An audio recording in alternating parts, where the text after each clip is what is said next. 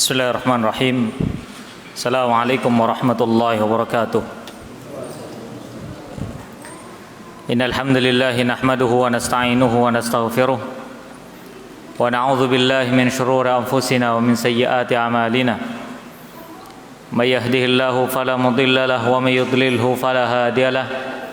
Asyhadu an la ilaha illallah wahdahu la syarika lahu wa asyhadu anna Muhammadan abduhu wa rasuluhu alladzi la nabiyya wa la rasula ba'dah. Qala Allah tabaraka wa ta'ala fil Qur'anil 'azim. Ya ayyuhalladzina amanu taqullaha haqqa tuqatih wa la tamutunna illa wa antum muslimun. Ya ayyuhan nasu taqu rabbakumul ladzi khalaqakum min nafsin wahidah wa khalaqa minha zawjaha wa bassa minhuma rijalan katsiran wa nisaa'a. Wattaqullaha alladzi tasaaluna bihi wal arham. Innallaha kana 'alaikum raqiba. Ya ayyuhalladzina amanu taqullaha wa qulu qawlan sadida yuslih lakum a'malakum wa yaghfir lakum dhunubakum wa may yuti'illaha wa rasulahu faqad faza fawzan 'azima.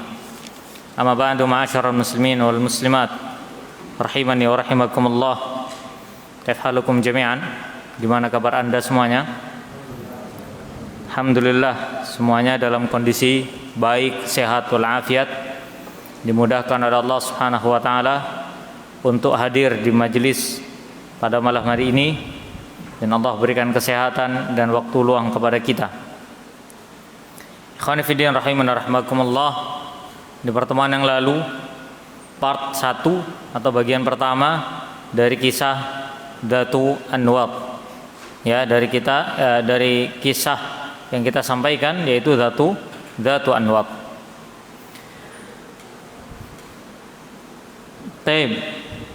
Kisah Dhatu Anwat itu terjadi pada kejadian apa? Ikhwan dulu. Apa kejadiannya kok tiba-tiba muncul Dhatu Anwat? Apa kejadiannya? Sebutkan kisah, bukan kisah, kejadian apa yang berkaitan dengan Dhatu Anwat? Masa ya tiba-tiba Dhatu Anwat, kan enggak? Ya, apa itu bertepatan dengan kisah perang Hunain. Oke, untuk akhwat, perang Hunain terjadi pada tahun berapa Hijriah? Tahun 8 Hijriah. Oke. Baik, ya ikhwan. Apa itu Dhatu Anwat? Pohon. Kenapa sama pohon itu?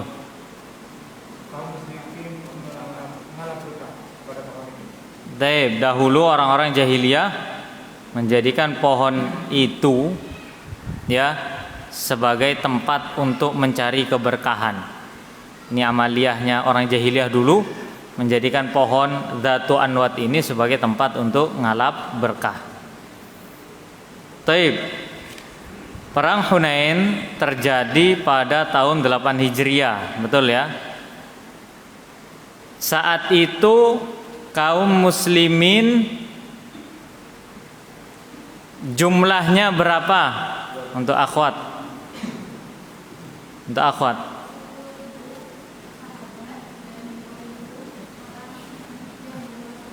Taib, 10.000 sahabat yang sudah lama masuk Islam, ya, 2.000-nya adalah sahabat Nabi yang baru masuk Islam. Oke, sekarang tanya lagi nih ke ikhwan. Kok bisa yang 2.000 itu baru masuk Islam? Karena sebelum perang Hunain ada Fathu Makkah, betul nggak? Berarti Fathu Makkah terjadi pada berapa Hijriah? 11. Berapa Hijriah? Ayo berapa?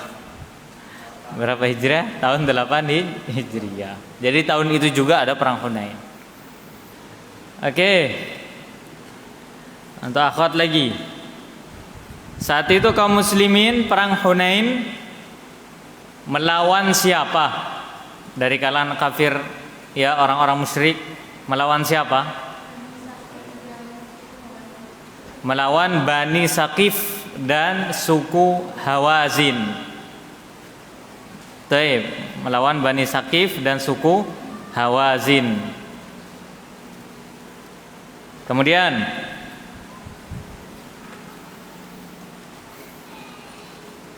pada saat perang Hunain, tiba di suatu tempat namanya Hunain, kaum muslimin saat itu diserang tiba-tiba oleh pasukan Hawazin. Betul ya? Baik, ini untuk ikhwan nih, konsentrasi ini ya. Kemudian setelah itu kaum muslimin dihujani panah, kaum muslimin lari tunggang langgang. Ya. Apa sebabnya? Apa sebabnya? Karena sebelum terjadi peperangan ada apa? Kebanggaan dalam diri mereka. Tentang apa yang mereka banggakan? Jumlah pasukannya dalam jumlah yang banyak.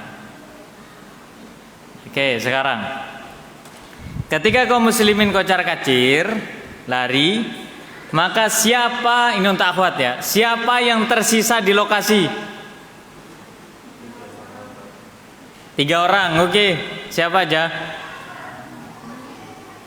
Akhwat, untuk akhwat ini.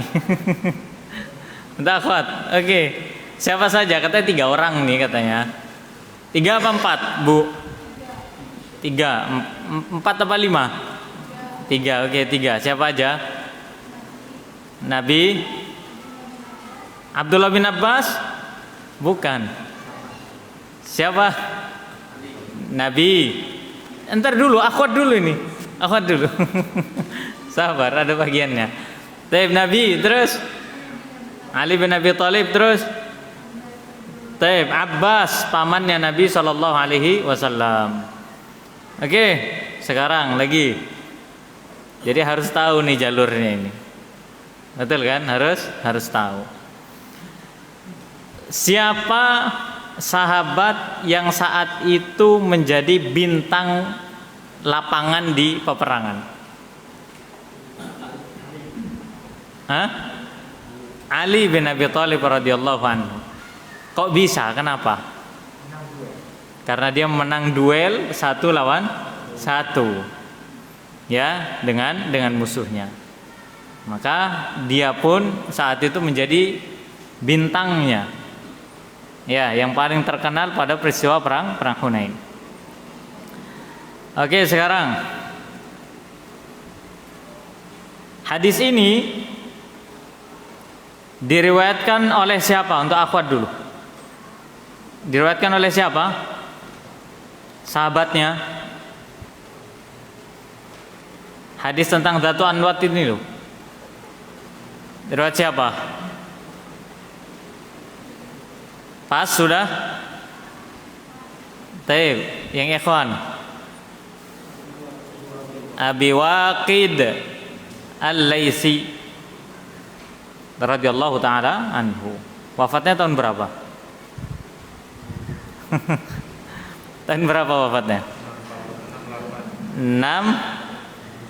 68 Hijriah, di usia 85 tahun. Oke. Pada saat itu kaum muslimin minta kepada Nabi sallallahu alaihi wasallam, "Ya Rasulullah, jadikan kami ini Dzatu Anwat." Ya, karena mereka juga punya Dzatu Anwat. Kami minta pohon yang ada berkahnya sebagaimana mereka juga beranggapan pohon itu ada berkahnya. Jadi mereka minta kepada Nabi sallallahu alaihi wasallam. Kemudian Nabi sallallahu alaihi wasallam membaca firman Allah, surat apa, ayat berapa? Ayo semua, ayo. Surah Al-A'raf ayat 138. Ya, yang artinya Nabi memberikan kabar kepada mereka bahwasanya permintaan mereka itu sama kayak permintaan Bani Israel kepada Nabi Musa alaihissalam. Taib. Ya, ini murajaah kita. Nggak tahu antum semua masih ingat apa enggak sama alur cerita perang Hunain? Ya, kalau bisa itu dipelajari lagi lewat buku Ar-Rahiqul Maktum. Bagus itu. Ada yang sudah selesai Ar-Rahiqul Maktum? Bacanya. Tahu Ar-Rahiqul Maktum enggak? Jadi kalau bahasa Indonesia Sirah Nabawiyah, tulisannya Syekh Sofiur Rahman Al-Mubarakfuri. Jadi buku itu judul Arabnya Ar-Rahiqul Maktum, dan buku itu adalah buku yang mendapatkan juara 1 pada lomba penulisan Sirah Nabawiyah sedunia. Buku itu juara 1. Ya, nama bukunya kalau bahasa Arabnya Ar-Rahiqul Maktum, kalau bahasa Indonesia Sirah Nabawiyah, karangannya Syekh Sofiur Rahman Al-Mubarakfuri. Lumayan tebel terjemahannya juga, meskipun Arabnya juga lumayan kalau terjemahannya segini. Itu dari beliau sallallahu alaihi wasallam lahir, bahkan sebelum lahir itu ada ceritanya sudah sampai beliau wafat. Jadi semua kejadian sudah terangkum di situ, tertulis dalam kitab tersebut. Ya, jadi antum bisa baca lagi, bisa buka kalau ada bukunya, ya, yaitu kejadian perang Hunain. Dan ingat Nabi SAW, beliau tidak hanya perang-perang besar saja. Kalau kita mau membaca Rahiqul Maktum tadi, Sirah Nabawiyah, itu bisa kita jumpai Nabi itu perangnya semenjak apa? Beliau hijrah ke kota Madinah ya. Beliau perang itu bisa dikatakan hampir kalau enggak sebulan sekali, 3 bulan sekali. Ramadan perang. Betul kan? Iya, lagi kita perang sama air liur sendiri nggak kuat kadang. Ramadan loh itu. Perang sama jiwa kita sendiri itu kadang nggak kuat. Betul kan? Iya. Lah Nabi sudah puasa berperang melawan kaum kafir Quraisy. Nah, seperti itu. Ya, apalagi perang Badar. Jadi sebelum perang Badar Al-Kubra itu ada perang Badar As-Sughra. Baru setelah itu ada perang Badar Al-Kubra. Ya, jadi begitulah Nabi SAW dan para sahabatnya. Taib, itu kemarin pembahasan dari Dzatun Nuwat pada sesi yang pertama. Bagaimana Nabi SAW melihat di antara beberapa sahabat yang masuk Islam, yang baru masuk Islam, di antara mereka ada yang meminta untuk dibuatkan pohon yang bisa mendatangkan keberkahan. Ya. Kemudian Nabi SAW akhirnya beliau kaget dan terkejut, ya, sehingga beliau SAW bersabda dan membaca firman Allah. Setelah itu beliau berkata, la tarkabunna sananan man kana qablakum. Sungguh kalian pasti akan mengikuti sunnah-sunnah orang-orang sebelum kalian. Taib, apa faedah dari hadis ini? Kita sudah jelaskan ya masalah tabarruk. Ya. Faedah dari hadis ini yang pertama, semoga saja waktunya cukup. Yang pertama adalah annat tabarruka bil asjari syirkun wa misluha al ahjaru wa ghairuha. Taib, ini kalau teks Arabnya. Enggak perlu diterjemahin ya. Tahu semua. Taib, kita terjemahin aja. Ya, kelemahan kita itu memang enggak tahu bahasa Arab atau belum tahu bahasa Arab. Jadi sebisa mungkin untuk belajar bahasa Arab. Mau di mana Ustaz? Lihat YouTube lo bisa. Iya kan? Cara belajar bahasa Arab itu nanti pasti ada itu. Nah, seperti itu. Minimal kita tahulah. Jangan kemakan sama isu yang mengatakan kalau belajar bahasa Arab itu radikal. Tidak usah kemakan sama isu. Karena bagaimanapun bahasa kita pasti ada kandungan bahasa Arab. Iya enggak? Iya, kursi ini bahasa Arab. Kursi, bahasa Arab ini. Betul kan? Iya, sampai bahasa Jawa pun ada yang serapan dari bahasa Arab. Apa itu? Domdomi. Domdomi apa? Menjahit, nambel baju yang robek yang berlubang itu domdomi, betul ya?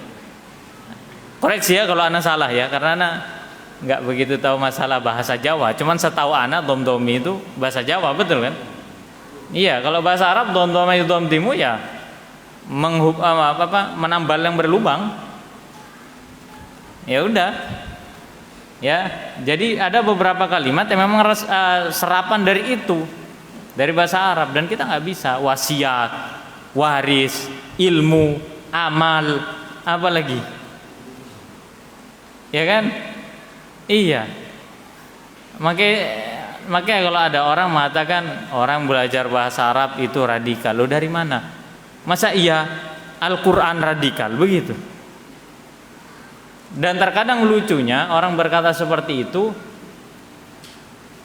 menyatakan dirinya seorang muslim.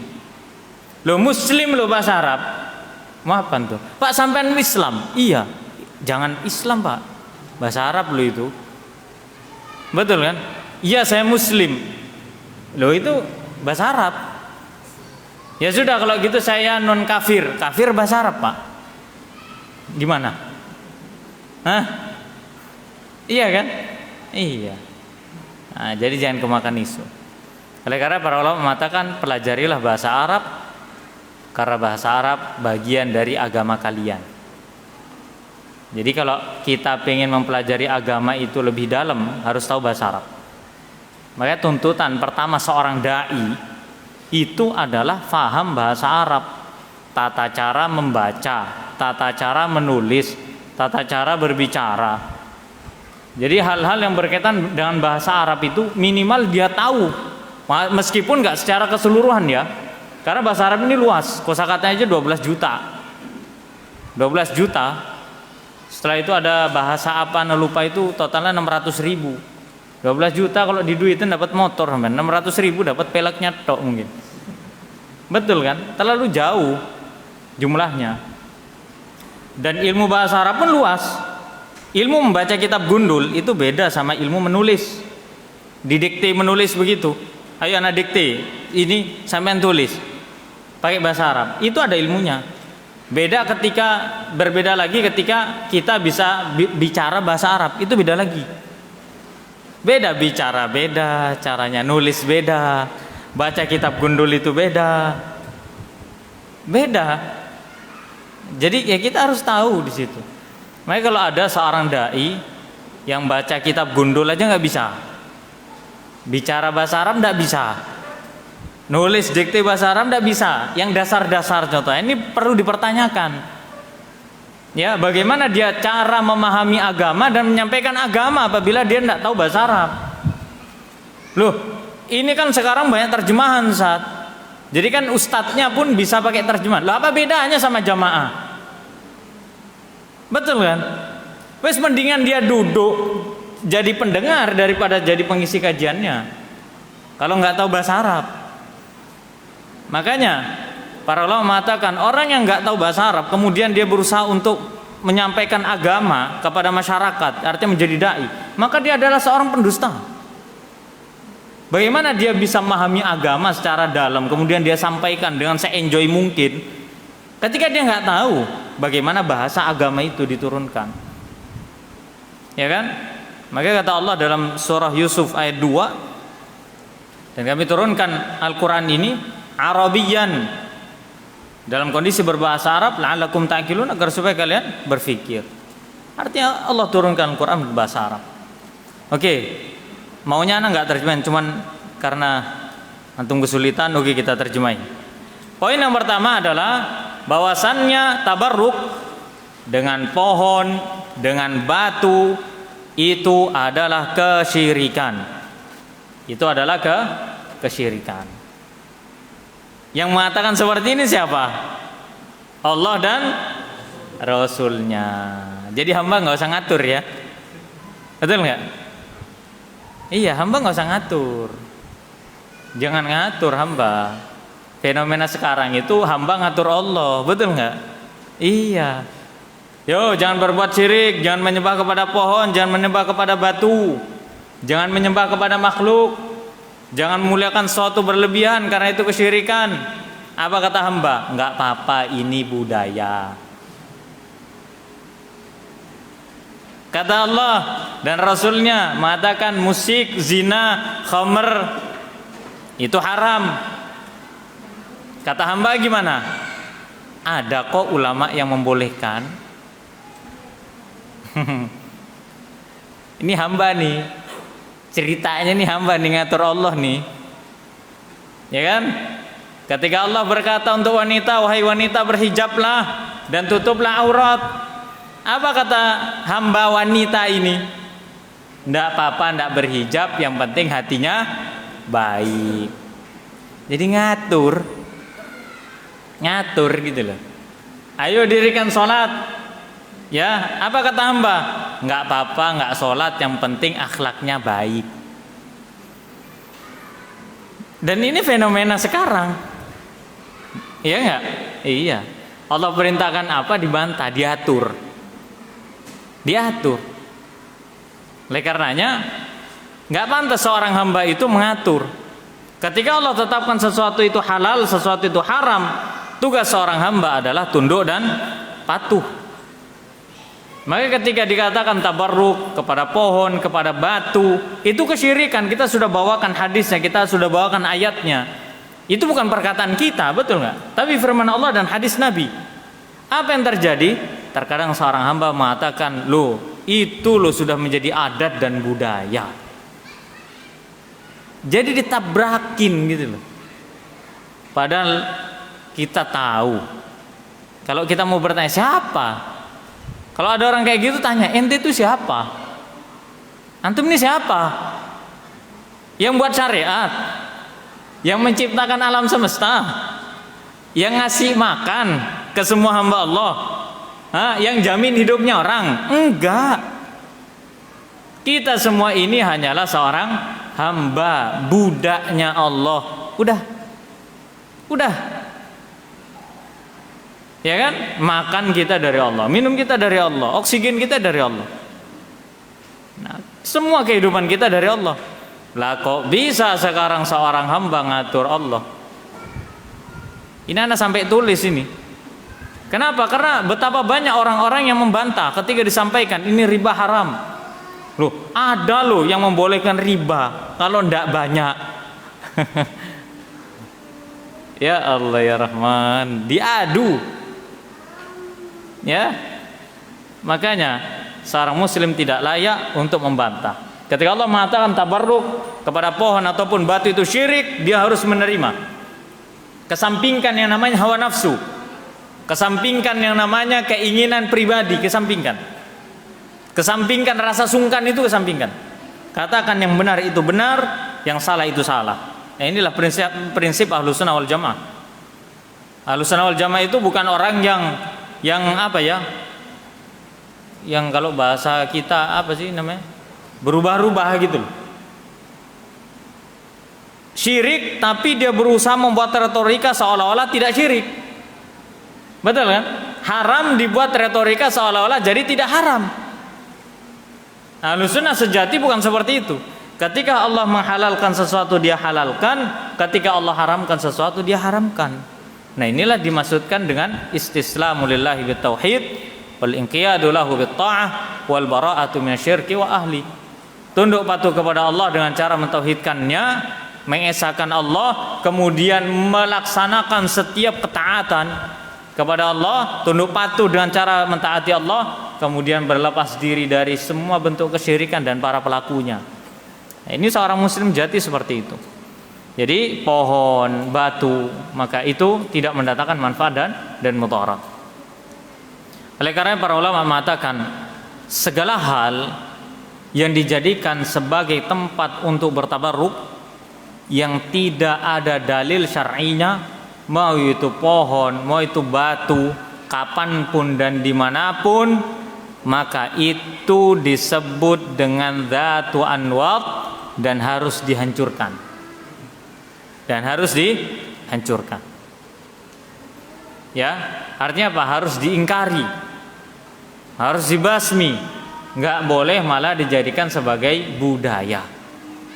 Ya, kalau kita mengatakan, bahkan ada orang-orang yang menghalalkan tentang praktik kesyirikan itu dengan alasan ini kan budaya, ini kan adat. dengan dalil usul fikih lagi. Masya Allah, al-adatu al-muhakkamah begitu. Adat itu bisa dijadikan hukum. Ya memang ada, kaidah fikihnya ada kok. Kita harus jujur, ada nggak? Ada. Tapi harus jujur juga dong memahami kaidah ini. Nggak semau diri kita, betul nggak?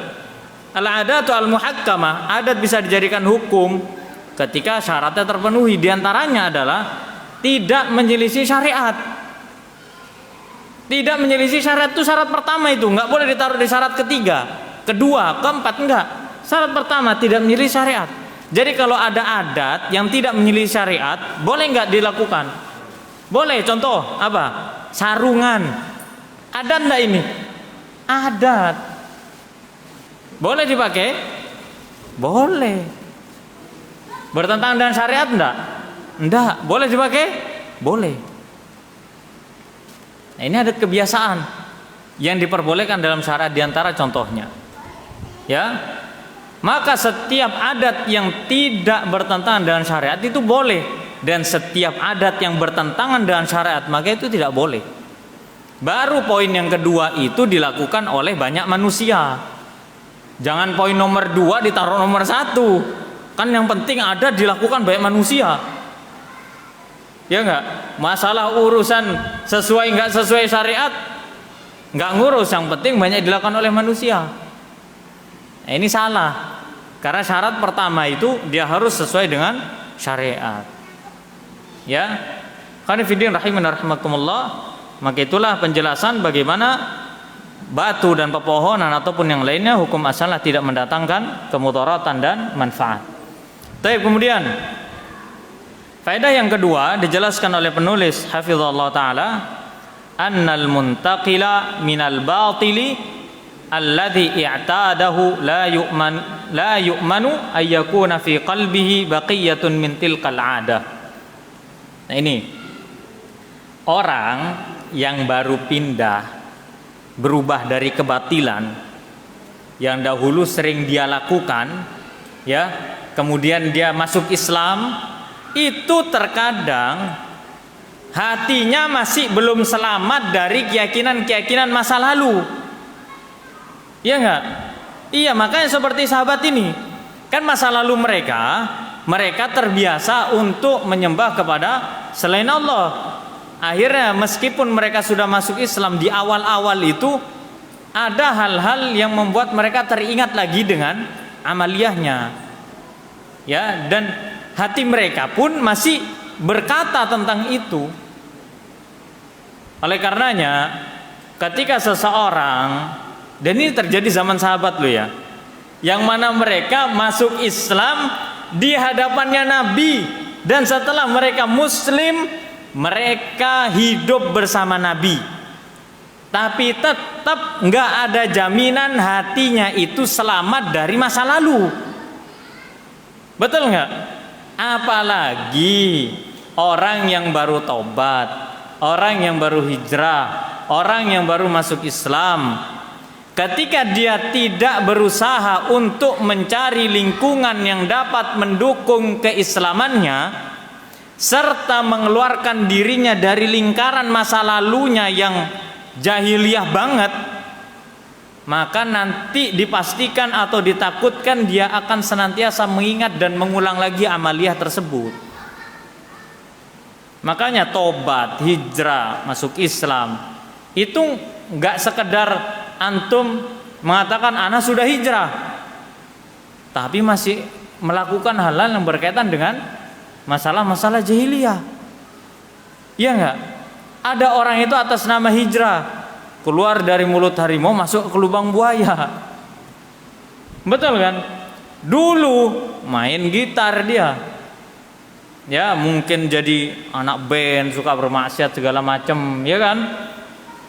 Akhirnya dia sadar katanya begitu. Ya, kalau dulu segala macam atribut-atribut yang menunjukkan jati diri sebagai seorang, ya, penyanyi dan yang lainnya, setelah itu dia tanggalkan, dia hijrah. Tapi terkadang hijrahnya nggak benar. Terkadang hijrahnya itu bukan hijrah yang apa kata Allah dan Rasulnya. Betul kan? Dulu dia main gitar di atas panggung, sekarang dia lepas gitar, naik mimbar, pegang gitar. Paham enggak? Beda panggung doang gitu. Sama beda baju. Iya kan? Kalau dulu pakai baju gambarnya metal segala macam, sekarang enggak. Pakai pakaian sholat tapi tetap bernyanyi. Katanya yang penting nyanyinya baik. Subhanallah. Ya. Maka inilah contoh. Dan ingat ya, kita enggak mengatakan orang hijrah itu jelek, enggak. Artinya ini menghimbau kepada kita yang sudah hijrah, berusaha untuk mempertahankan dan istiqomah di atas hijrah kita. Terkadang masa lalu itu datang dan menyebabkan kita futur. Tahu futur ya? Kendor, semangat kita down lagi. Apalagi corona selesai ini, ya udah 2 tahun nih nggak kajian. Giliran kajian sudah kayak nggak ada semangat lagi untuk hadir kajian. Alasannya apa? Ustaz, kajiannya online. Nih, lihat ya. Lihat. Nih operatornya nih. Yang nonton berapa? 5. Itu pun nggak sampai selesai. Ana jamin 5 menit lagi bakal banyak yang keluar ini. Nggak tahu kalau sudah ada yang ngelihat terus ana marah-marah begini. Iya kan? Banyak yang cuman absen, nge-lag, keluar. Kalau nggak gitu komen barakallahu fikum. Tapi nggak sampai selesai. Mau konsentrasi dari mana? Nih ayo nikmat Allah nih, kita sudah bisa kajian offline. Iya kan? Iya. Giliran kajian offline libur aja awal-awal dulu ribut. Kenapa kajian offline? Takut corona. Giliran sekarang sudah offline, orang sudah nggak takut corona, ente masih takut. Gimana? Hah? Nah ini kebalik ini, ya kan? Mempertahankan hidayah itu sulit. Oleh karena kita harus istiqomah setelah mengenal hidayah. Ya, karena hati memang nggak bisa, terkadang tidak bisa selamat dari fitnah syubhat. Apalagi syubhat-syubhat masa lalu. Ya, ketika seorang punya masa lalu yang kelam, yang mana masa lalu tersebut ternyata diakui banyak orang, terkadang timbul kebanggaan. Betul nggak? Iya. Dulu anak musisi. Makanya kalau nasihat anak ya, untuk anak pribadi dan untuk siapapun, kalau ada orang yang baru hijrah, itu jangan suruh tampil. Gak usah disuruh ngasih motivasi hijrah, gak usah. Orang sudah hijrah itu sudah butuhnya itu adalah ilmu yang mendalam, bukan cerita masa lalu tentang dirinya dan maksiatnya, bukan. Nah disitulah terkadang syaitan itu bolak-balikkan hati, betul nggak? Ayo cerita, kamu lo dulu, masya Allah main gitarnya.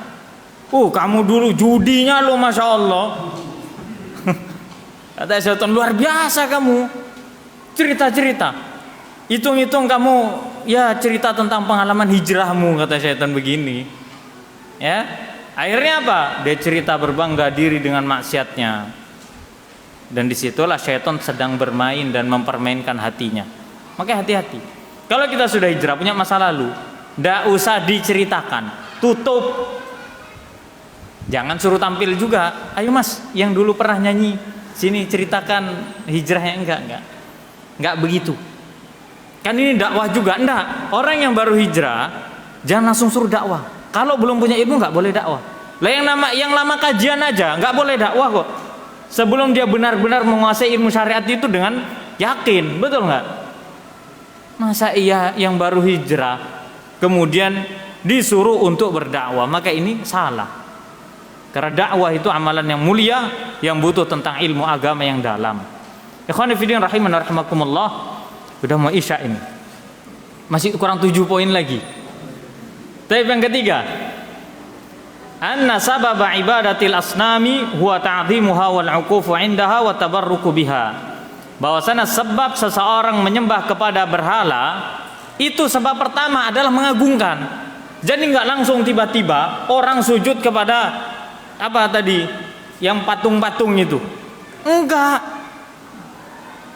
Dulu itu orang jahiliyah nggak langsung sujud kepada berhala gitu, enggak.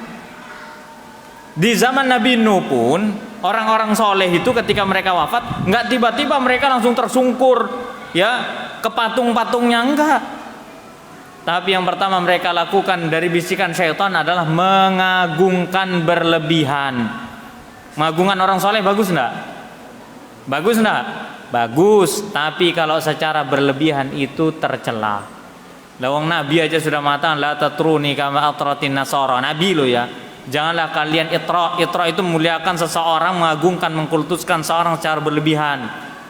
Ya, sampai pada tingkatan pengkultusan itu nggak boleh. Janganlah kalian mengkultuskan aku sebagaimana orang-orang Nasrani mengkultuskan Isa ibn Maryam. Ini nggak boleh. Nah, kalau sudah ada pengagungan, di situ nanti pasti ada dibisiki syaitan. Ah, kamu kan udah mengagungkan dia, kenapa kamu nggak berdiam diri di situ? Mukuf, udah diam di situ, mempersembahkan sesuatu, betul nggak? Nanti kalau sudah diam, wah nggak enak nih, harus ngasih nih, supaya apa? Supaya dapat berkahnya, betul nggak?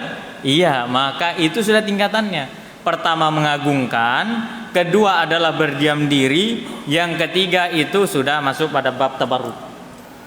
Ya, kalau bab tabarruk sudah masuk bab ibadah. Ya kan? Dan ibadah kepada selain Allah itu hukumnya adalah haram karena termasuk kesyirikan.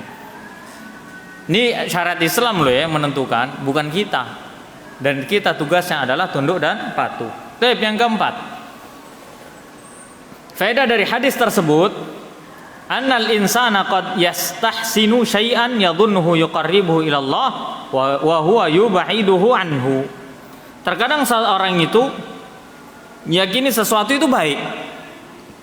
Ya, dia menyangka bahwasannya sesuatu yang dia anggap baik itu mendekatkan diri kepada Allah, padahal sebaliknya itu menjauhkan dia dari Allah. Ya. Makanya kalau nggak salah Imam Syafi'i ya, Pak, atau Imam Malik karena lupa.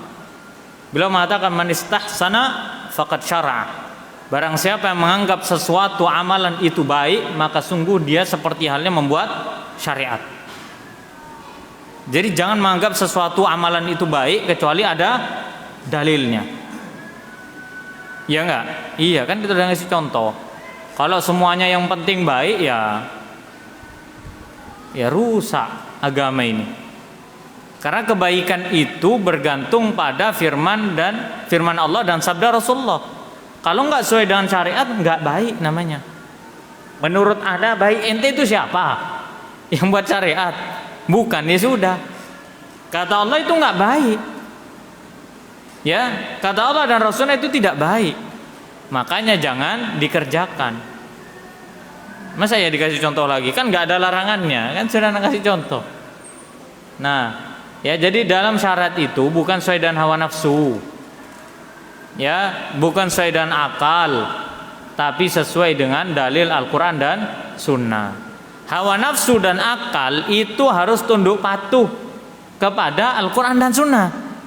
Kalau ternyata ada pertentangan antara akal kita, hawa nafsu kita dengan Al-Quran, berarti yang salah itu akal dan hawa nafsu kita, bukan Al-Qurannya. Ada yang salah berarti. Ya, ada yang salah dengan diri kita. Oleh karena jangan menganggap sesuatu itu baik kecuali ada dalil syar'i yang menganggap itu baik. Kalau nggak ada dalil syar'i yang menganggap itu baik, ya sudah jangan dianggap baik. Ya, kalau kita beranggapan bahwasannya paling enak kalau sholat isya-nya habis ini 2 rakaat aja, kan capek kan antum pulang kerja udah capek, kajian, betul nggak? Iya, sudah ngantuk. Ya, lapar lagi belum makan malam. Alangkah nikmatnya kalau sholat isya-nya dikosor 2 rakaat. Gimana?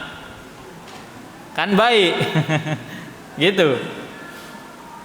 Nah itu, kalau kita cara beragama seperti itu ya rusak. Subuh kan semangat-semangatnya saat habis bangun tidur. Energi kita lagi bugar-bugarnya, yuk kita sholat subuh 8 rakaat. Gimana, bagus enggak? Hah? Kan baik, betul enggak? Iya. Tapi boleh enggak sama syariat? Enggak boleh. Iya. Subhanallah. Makanya kalau kita menggunakan akal kita dan hawa nafsu kita, niscaya kita tidak akan pernah bisa beragama dengan cara yang benar. Tapi kemudian yang kelima, annahu yanbaghi lil muslimi an yusabbiha wa yukabbira idza sami'a ma la yanbaghi an yuqala fid din wa 'inda ta'ajjub. Hendaknya bagi seorang muslim bertasbih atau bertakbir ketika mendengar sesuatu yang tidak layak untuk diucapkan, atau ya, yaitu sesuatu yang tidak layak diucapkan dalam urusan agama, atau ketika dia merasa takjub, ketika dia melihat sesuatu yang buruk, maka ucapkan subhanallah, maha suci Allah dari setiap keburukan-keburukan itu. Ya, atau dia kaget, terkejut karena sebab hal-hal yang dia membuat dia terkejutlah penyimpangan dalam agama contohnya. Sebagaimana Nabi melihat bagaimana kemungkaran yang dilakukan oleh sahabat, maka Nabi mengucapkan Allahu Akbar, bertakbir. Maka ini semua dianjurkan dalam syariat. Sebagaimana antum melihat sesuatu yang indah, maka ucapkan Masya Allah, ya kan? Atau tabrik, Masya Allah, tabarakallah. Melihat anak bayi lucu, Masya Allah, tabarakallah. Ya, ngelihat sesuatu hewan-hewan yang bagus, yang indah ciptaan Allah, Masya Allah, tabarakallah. Jadi jangan lupakan Allah setiap saat. Sekalipun kita melihat kenikmatan atau sedang menikmati kenikmatan yang Allah berikan, tetap kita harus mengingat Allah Subhanahu wa ta'ala. Terutama berkaitan dengan masalah keindahan, karena itu bisa menjadi penyebab penyakit ain. Ain itu ya benar adanya, sebagaimana surga dan neraka itu benar adanya. Seandainya, kata Nabi SAW, seandainya ada sesuatu yang dapat mendahului takdir atau lebih cepat daripada terjadinya takdir, niscaya yang mendahului itu adalah ain. Artinya apa? Pengaruhnya itu cepat menimpa kepada korban dari penyakit ain tersebut. Na'udzubillah min dzalik. Kemudian poin yang keenam, al-ikhbaru an wuqu'i syirki fi hadhil ummati wa qad waqa'a. Nabi memberikan kabar ya akan terjadinya kesyirikan pada umat ini, dan itu sungguh terjadi. Betul nggak? Iya. Jadi jangan anggap di zaman sekarang kesyirikan nggak ada. Kata siapa? Ada nggak kesyirikan? Banyak. Betul nggak? Iya, banyak. Ana tadi nggak sengaja buka Facebook. Buka Facebook, lihat postingan, sampai ana screenshot nih. Postingannya itu bunyinya dijual jimat. Nah, katanya dijual jimat. Dijual jimat, yaitu pengasihan dan yang lain-lain, ya kan? Nih, mustika merah siem, sarana pengasihan, kerezekian, kewibawaan, pagar goib, kehokian, daya tarik dan lain-lain, multifungsi segala hajat. Bila Anda berminat, serius inbox, mahar 150, bonus minyak perawatannya. Subhanallah. Ini muncul di beranda Facebook aneh ini. Ana lihat komennya, diketawain orang, kasihan tuh yang dagang tuh, ya Allah. Kata dia, Pak, ngapain dijual Pak, kalau itu memang berkhasiat, pakai aja sendiri. Betul kan? Lah dia aja jualnya sampai cuman harga 150.000. Betul nggak? Iya, saking murahnya, saking butuhnya duit tuh orang. Ya, akhirnya ada yang komen lagi di bawahnya tuh, yang ngomenin komenan tadi. Mungkin dia turunan ke-8. Soalnya kan biasanya jimat itu 7 turunan gitu, dia turunan ke-8, jadi nggak mempan dijual. Jadi alhamdulillah orang-orang sekarang udah pintar masalah begituan. Ya, bukannya malah direspon dengan baik, ditanya harganya berapa, ya maharnya gimana segala macam, ini nggak, malah diketawain. Ya, dan inilah kesyirikan. Dan kesyirikan sekarang bukan yang dibungkus dengan yang serem-serem, enggak, syar'i. Uskun, ustad dukun, betul enggak? Iya. Ya, ini begini, nanti ada ini. Ya, ilmu putih. Ilmu putih. Karena apa? Karena yang mengajarkan adalah santri. Loh, antum pondok dapat apa kok bisa jadi dukun? Bukan dapat ilmu agama yang benar, mengenal Al-Quran dan Sunnah, mengenal tata cara wudhu yang benar, lo kok malah jadi dukun? Iya kan? Loh, jadi dukun lo nggak perlu mondok, tinggal banyak-banyak kufur kepada Allah sudah jadi dukun, betul kan? Intinya gimana caranya disukai setan, kok malah mondok? Setan nggak suka kalau seorang itu mondok, kecuali mondoknya jadi dukun. Ya seperti itu. Dan inilah kesyirikan yang banyak. Ya, pemasaran kesyirikan bukan lewat enggak, online juga. Dia bayar iklan Facebook ad, dia bayar iklan Instagram ad. Ya kan? Untuk apa? Memasarkan perdukunannya. Ini kata tadi kehokian segala macam. Maka ini merupakan disyirikkan kepada Allah dan itu terjadi di zaman kita sekarang. Kemudian yang ketujuh, alamun min alamin nubuwatihi. Hadis ini menjelaskan tentang pengetahuan atau kebenaran nubuahnya Nabi sallallahu alaihi wasallam. Jadi antara mukjizatnya Nabi adalah dikabarkan oleh Allah tentang perkara-perkara yang akan terjadi di masa depan. Betul nggak? Dan ini mukjizat. Dan hukum asalnya Nabi itu tidak tahu perkara gaib. Para Nabi dan Rasul tidak tahu perkara gaib kecuali atas dasar wahyu. Kecuali atas dasar wahyu. Benar apa enggak? Coba perhatiin aja hadis kedua dari Arba'in Nawawi sudah. Itu kan ceritanya malaikat Jibril menyerupai seorang laki-laki datang ke Nabi nanya-nanya tuh, betul enggak? Nanya-nanya tuh kan tentang Islam, iman, ihsan. Nabi enggak tahu. Awalnya enggak tahu itu siapa. Baru setelah itu Nabi baru enggak kalau itu adalah malaikat Jibril. Betul ya? Nah seperti itu. Dan Nabi SAW tidak tahu perkara gaib kecuali atas dasar wahyu dari Allah Subhanahu wa Ta'ala. Ya, kalau atas dasar wahyu maka Allah Subhanahu wa Ta'ala memberikan ilmu gaib kepada beliau sesuai dengan wahyu yang Allah turunkan, tidak lebih dari itu. La ya'lamul ghaiba illallah, tidak ada yang tahu tentang perkara gaib kecuali Allah. Ini Nabi loh. Ini Nabi. Ya. Lalu bagaimana dengan orang-orang yang aku tahu perkara gaib? Nah, setelah Nabi tahu perkara gaib, waduh, susah ini. Kadang ceritanya tuh mengalahkan mukjizat loh. Betul nggak? Khurafatnya itu. Subhanallah. Ya, bertemu dengan Allah, katanya ada yang begitu. Masya Allah ketemu Allah. Nabi Muhammad saja ketika Mi'raj diwajibkan sholat itu berbicara dengan Allah dari balik hijab.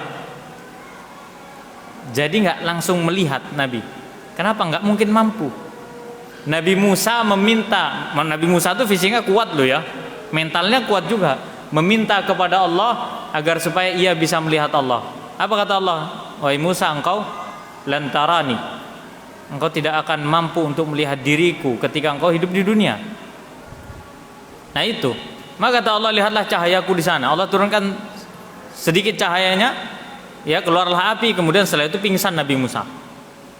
Lah ini ada orang katanya tidurnya mimpi ketemu Allah. Ya Allah ya Rahman.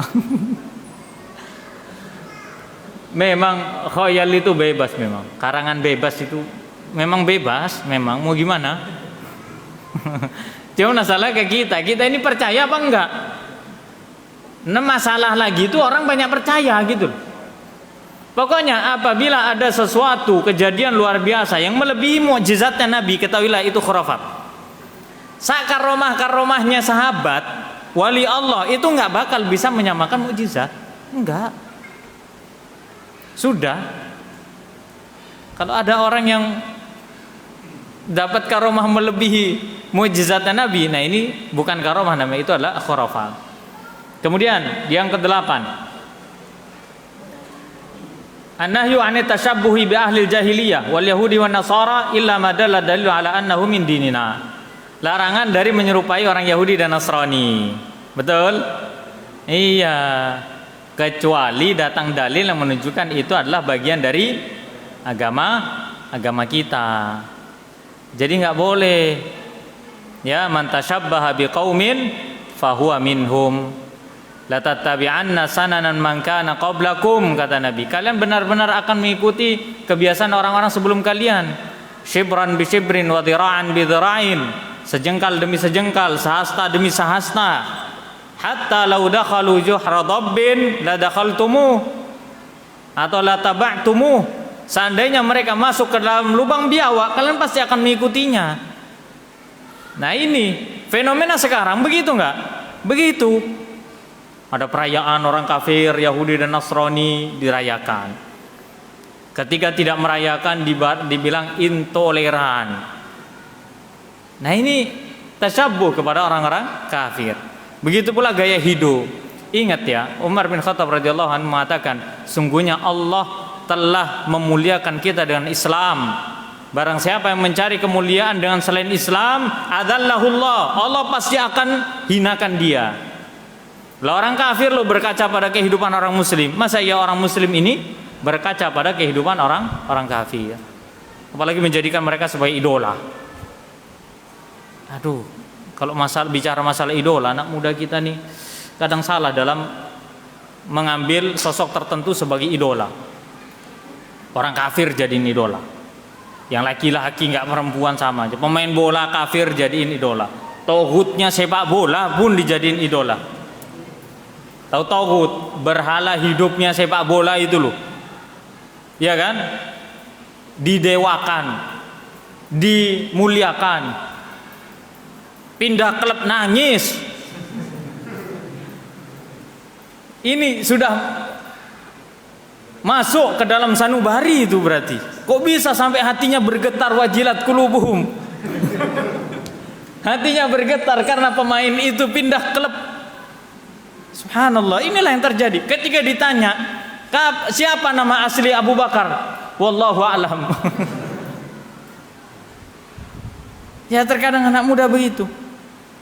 Belum lagi mengenal dan menjadikan idola artis-artis, orang fasik, ya, yang subhanallah K-pop, Korea, segala macam dengan berbagai macam alasannya. Maka jaga anak-anak kita ini, tolong dijaga. Biasakan mereka ini untuk mendengarkan sirah nabawiyah, kisah-kisahnya sahabat, kisah-kisah orang soleh, agar mereka mengenal. Kadang anak-anak muda ini subhanallah sekarang yang diidolakan siapa, dia beragama dengan agama apa. Muslim, siapa idolanya? Disebut artisnya. Apalagi wanita. Ya kan? Begitu banyak kita melihat, hatta yang sudah ngaji kadang masih suka nonton drama Korea begitu. Subhanallah. Apa? Manfaatnya apa pertama? Yang kedua, apa yang menyebabkan seorang itu begitu mengidolakan? Ya Allah Ustaz, ganteng-ganteng. Enggak. Sa ganteng-gantengnya laki-laki, mohon maaf ya bapak-bapak ya, ikhwan ya. Ketika sudah nikah, LPG habis, beras habis, garam habis. Wallahi wajah suami itu enggak lebih ganteng daripada LPG 3 kilo. Betul enggak? Konsentrasi istri kita tuh bukan ketampanan suami. Dia nggak akan mengatakan, wahai suamiku yang tampan, nggak usah beli LPG, aku sudah kenyang dengan ketampananmu. Enggak. Beli LPG bang, masak belum selesai bang, nasi belum mateng, tahu belum digoreng, anak nangis belum ganti popoknya habis, susu anak habis, beli bang. Nggak ada lagi. Sama seperti halnya wanita yang cantik. Sudah yang tersisa semua adalah tentang kebutuhan dan sifat. Nggak lama, memang terlihat indah sebelum dimiliki, betul nggak? Tapi ketika dimiliki ya biasa aja. Begitu kan? Itulah kehidupan dunia. Beda sama surga. Sebelum dimiliki indah, ketika dimiliki tanpa indah. Nah, itulah beda kehidupan dunia. Maka ketika kita berkaca kepada sosok tertentu yang tidak benar, fasik, kafir segala macam, maka ditakutkan kita termasuk bagian dari golongan mereka. Ya, jadi hati-hati jangan mengikuti kebiasaan mereka. Kemudian yang terakhir, ana li'tibara fil ahkami bil ma'ani la bil asma. bahwasannya ungkapan pada suatu hukum itu dengan maknanya, bukan dengan sekedar nama. Kadang ada orang beranggapan bahwasannya ini kan beda nama, jadi boleh, padahal hakikatnya sama. Lianna Nabi sallallahu alaihi wasallam ja'ala tilbatahum katilbati Bani Israil. Karena yang Nabi lihat itu adalah permintaannya sahabat, bukan yang dilihat pohonnya. Betul nggak? Oh, kalian mau buat pohon gitu ya? Oke, nggak apa-apa. Ini kan pohonnya beda sama pohon yang ono gitu. Enggak. Nabi menolak membuat Dzatu Anwat meskipun berbeda dengan Dzatu Anwat yang orang kafir. Kenapa? Karena yang dilihat itu adalah hakikatnya, bukan sekedar perbedaan namanya.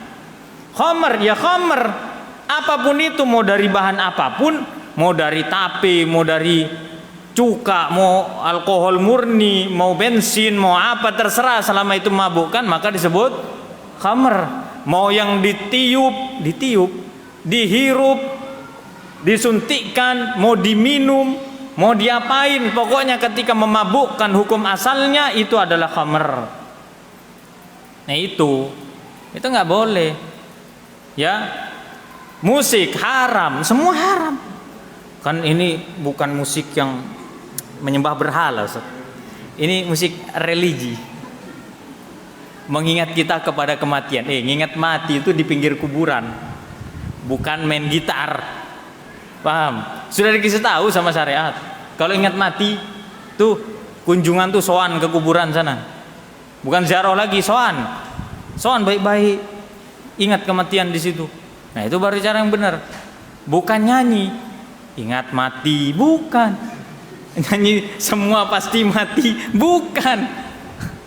Yang dia harus ingat itu datang ke kuburan, nih dekat kuburan, datang kuburan tuh, ya, dia tanyakan pada hatinya kapan, apakah dia siap untuk mati.